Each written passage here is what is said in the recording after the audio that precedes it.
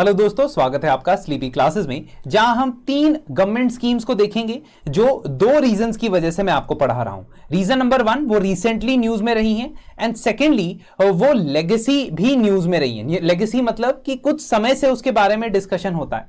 UPSC prelims के अंदर 2 type के स्कीम पे सवाल पूछे जा सकते हैं, एक जो रिसेंटली न्यूज में रही हो और दूसरी जो बहुत समय से चल रही है लेकिन उसकी इंपॉर्टेंस अभी भी ज्यादा है। स्टार्ट करते हैं पीएम अजय। पीएम अजय यानी कि प्रधानमंत्री अनुसूचित जाति अभिउदय योजना। This is basically for the scheduled caste population. ये जो स्कीम है ये शेड्यूल्ड कास्ट पॉपुलेशन के लिए टारगेटेड है और स्पेसिफिकली ये एग्जिस्टिंग 3 स्कीम्स को मर्ज करके बनाई गई। इसका मतलब ये पहले 3 स्कीम्स जो चलती थी उनको मर्ज किया जा रहा है। कौन सी 3 स्कीम्स? नंबर 1 प्रधानमंत्री Adarsh Gram Yojana, second special central assistance to schedule caste सब प्लान एंड तीसरा बाबू जगजीवन राम छात्रावास योजना। तो इन तीनों स्कीम्स को मर्ज करके एक नाम दिया गया है अनुसूचित जाति अभ्युदय यानी कि पीएम अजय।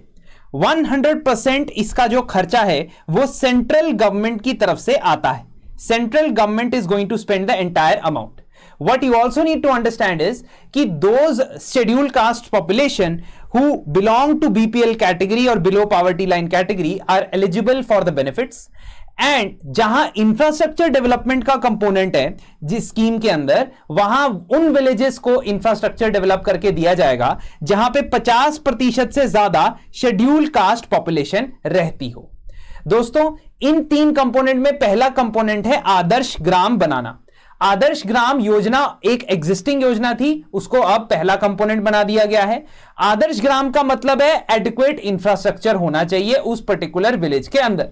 तो जितना भी इंफ्रास्ट्रक्चर है, स्कूल्स, हॉस्पिटल्स वगैरह है, उसके लिए जितनी ग्रांट्स प्रोवाइड की जाएंगी वो इस स्कीम के अंदर दी जाएंगी। आपको पता ही है 50% से ज्यादा जहां पे शेड्यूल कास्ट पॉपुलेशन होगी उस पर फोकस किया जाएगा। ठीक है, अगर हम बात करें सोशियो इकोनॉमिक इंडिकेटर्स की, जैसे कि health, nutrition, educational levels, literacy levels, उन सब पे फोकस किया जाएगा और सभी बीपीएल शेड्यूल कास्ट फैमिलीज को फूड, लाइवलीहुड सिक्योरिटी मिले, एजुकेशन मिले, उनकी infant mortality rate, maternal mortality rate ना बढ़े, ये एक कन्वर्जेंस की तरह काम करेगा। दूसरा जो कंपोनेंट है after Adarsh Gram, that is grants in aid. तो बेसिकली क्या किया जाएगा, डिस्ट्रिक्ट और स्टेट लेवल प्रोजेक्ट के लिए ग्रांट्स प्रोवाइड की जाएगी। ग्रांट्स किस जगह काम आएगी? स्किल डेवलपमेंट में काम आएगी, हॉस्टल्स या रेजिडेंशियल स्कूल बनाने में काम आएगी, साथ ही साथ लोन्स जो लिए गए हैं फॉर क्रिएटिंग एसेट्स उनको फाइनेंशियल असिस्टेंस प्रोवाइड करने में काम आएगी। और तीसरा जो बाबू जगजीवन राम वाली स्कीम है वो स्पेसिफिकली हॉस्टल्स बनाने की बात करता है। जितने भी higher educational institutions top rank में आते हैं under the national institute ranking framework, वहां पे शेड्यूल्ड कास्ट और कैटेगरी के बच्चों के लिए हॉस्टल्स बनाना ताकि वो लोग वहां पे जाके रह सके, ये एक इसका बहुत बड़ा कंपोनेंट है। ठीक है, ऑल्सो उन स्कूल्स में जो पार्शियली या फुली गवर्नमेंट के द्वारा फंडेड किए जाते हैं वहां पे भी हॉस्टल्स बनाए जाए, एक तरीके से उन्हें रेजिडेंशियल स्कूल बनाने की कोशिश की जाए। तो ये तीनों कंपोनेंट मिला के आप पीएम अजय के अंडर लिख सकते हैं। लास्ट, ये कौन सी मिनिस्ट्री के अंदर आता है? ये मिनिस्ट्री है ministry of social justice and empowerment. ये पीएम अजय इसके अंडर एक स्कीम है। एक छोटा सा रिमाइंडर आपको देना चाहेंगे, 2025 को टारगेट करने वाले जीएस के लिए एक बहुत बड़ी सूचना है।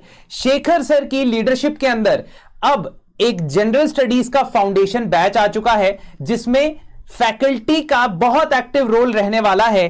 लेक्चर्स तो वो लेंगे ही, लेकिन साथ ही साथ सारा कंटेंट प्लस सभी टेस्ट सीरीज और करंट अफेयर्स उनके द्वारा क्रिएट किए जाएंगे। ठीक है, ताकि there is no middleman between the faculty and the students. तो वो बैरियर कम करते हुए इस कोर्स को बनाया गया है। अभी अगर आप इसको अवेल करना चाहते हैं, हमारे ईमेल आईडी पे हमें कांटेक्ट कर सकते हैं, यहां पे वेबसाइट पे भी जा सकते हैं और आपको डिस्काउंट्स भी प्राप्त हो सकते हैं। नेक्स्ट स्कीम, पीएम सूर्य घर मुफ्त बिजली योजना।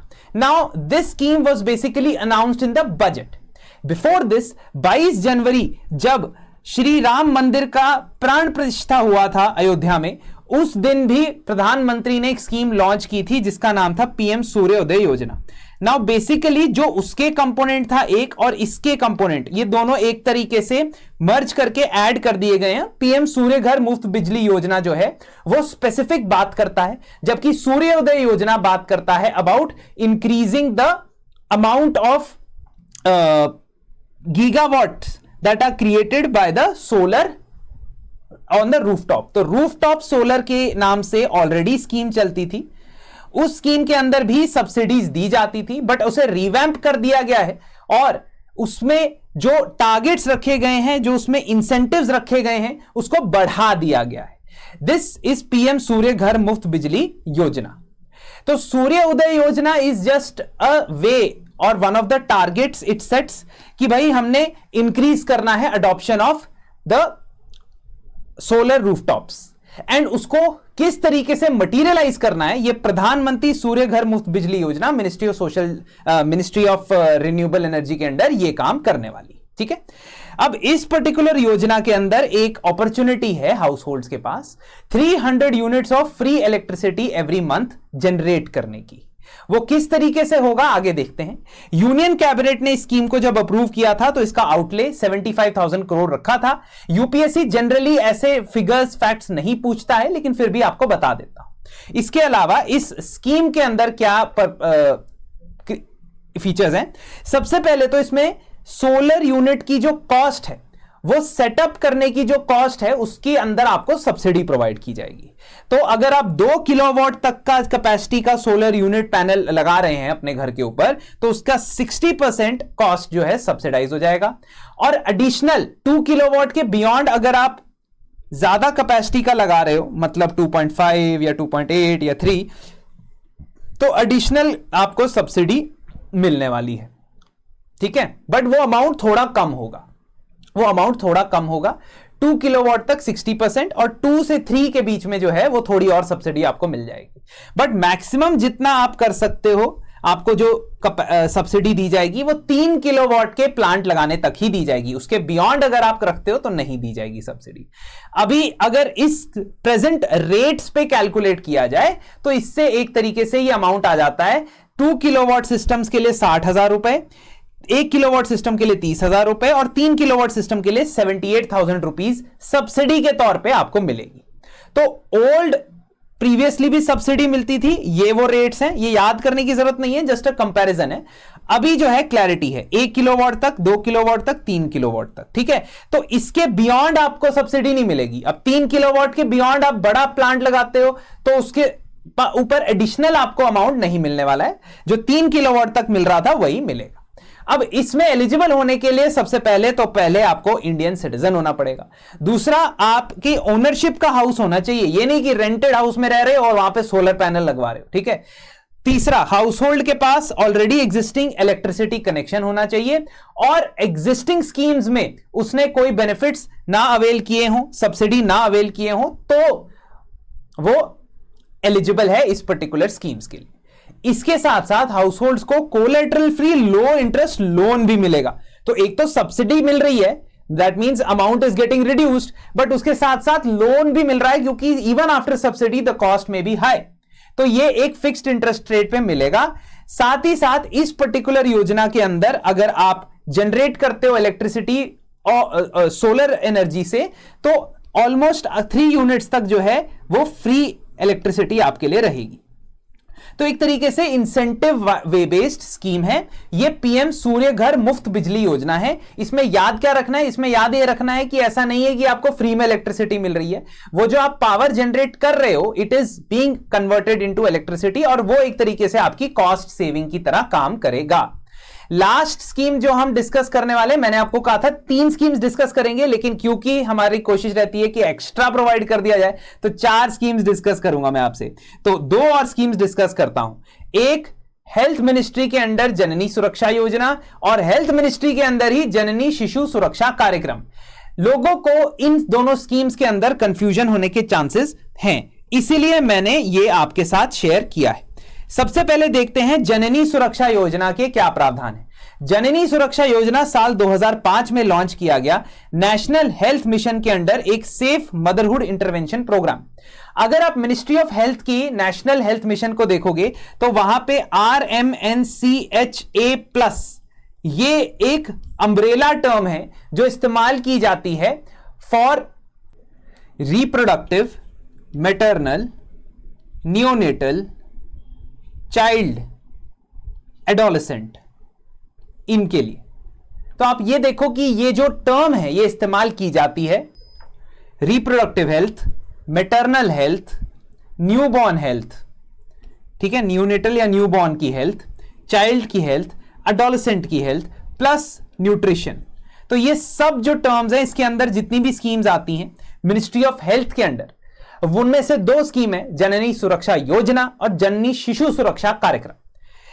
सुरक्षा योजना के अंदर सेंट्रली स्पॉन्सर्ड स्कीम है ये, और इसमें कैश असिस्टेंस दी जाती है, साथ ही साथ पोस्ट डिलीवरी केयर भी प्रोवाइड किया जाता है। तो इंस्टीट्यूशनल डिलीवरीज को प्रमोट करने के लिए यह पर्टिकुलर स्कीम काम करती है।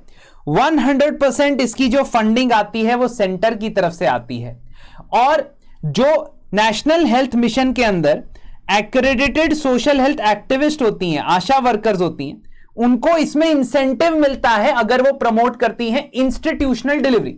इंस्टीट्यूशनल डिलीवरी का मतलब जब महिलाएं जन्म देने के लिए किसी प्राइवेट या पब्लिक अस्पताल को यूज करें rather than out of hospital births.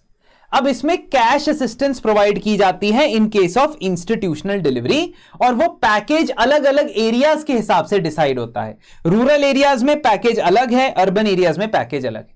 अब जननी सुरक्षा योजना के अंदर अगर कैश बेनिफिट मिल रहा है तो वो सभी लोगों को या सभी महिलाओं को इक्वली नहीं मिल रहा है, उसमें डिफरेंस है। इन LPS यानी कि लो परफॉर्मिंग स्टेट्स जो आइडेंटिफाई किए गए थे इस योजना की शुरुआत में, उन सभी स्टेट्स के अंदर सभी जन्मों को, ऑल बर्थ और all deliveries are given incentive, whereas in high performing states only up to 2 live births, ठीक है, 2 बच्चों तक ये बेनिफिट मिलता है, उसके बियॉन्ड नहीं मिलता है। Even in between the low performing states and high performing states, not all pregnant women are given benefits. For example, in the case of low performing states, अगर बच्चे की डिलीवरी सरकारी हेल्थ सेंटर में हो रही है, ठीक है, तो सभी प्रेग्नेंट विमेन को मिलने वाला है इसमें बेनिफिट। और अगर बच्चे की डिलीवरी जो है प्राइवेट इंस्टीट्यूट में भी हो रही है तो भी if the women are BPL, below poverty line, SC, ST, they will get the benefits.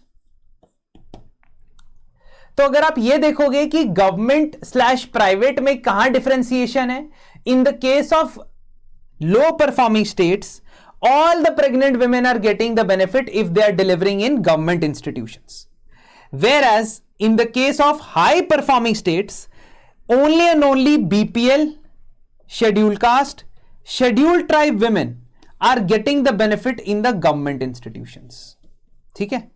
सो इसमें डिफरेंशिएशन आप समझ रहे हो कि हाई परफॉर्मिंग स्टेट में देखा जाता है कि महिला BPL है, शेड्यूल कास्ट है, शेड्यूल ट्राइब है, तभी बेनिफिट मिलेगा, whether it is a government delivery, government hospital की डिलीवरी या प्राइवेट हॉस्पिटल की delivery. But in the case of low performing state, in government hospital delivery all women are given benefit, in private hospital delivery only BPL, SC, ST women are given benefit. I hope you try and understand this point, ठीक है। तो private institutions के अंदर अगर आप deliver करवाते हैं तो सिर्फ BPL, SC, ST महिलाओं को ही बेनिफिट होने वाला है। in low performing states, in government institution, if the delivery is done, then every pregnant woman is getting the benefit, cash incentive, and in high performing states only BPL, SC, ST women are getting benefit. तो ये गलत होगा कहना कि सिर्फ ये जो है महिलाओं को सभी महिलाओं को मिल रहा है, ऐसा गलत। Now this scheme is over, इसमें बस कैश इंसेंटिव है, that's it. But in जननी शिशु सुरक्षा कार्यक्रम there are entitlements for the women which are given. For example, pregnant women को ये सारे डायग्नोस्टिक्स, सारे ड्रग्स, सारी डाइट, सब कुछ फ्री ऑफ कॉस्ट मिलने वाला है इन जननी Shishu Suraksha Karyakram. Pregnant woman as well as the child, newborn child, they get certain benefits at the hospitals, ठीक है। सिक न्यूबॉर्न, जैसे कि नया बच्चा पैदा हुआ है, 30 दिन तक उसको कुछ कुछ बेनिफिट्स मिलते रहेंगे, treatment, drugs, diagnostics, blood provision, सब फ्री में होगा।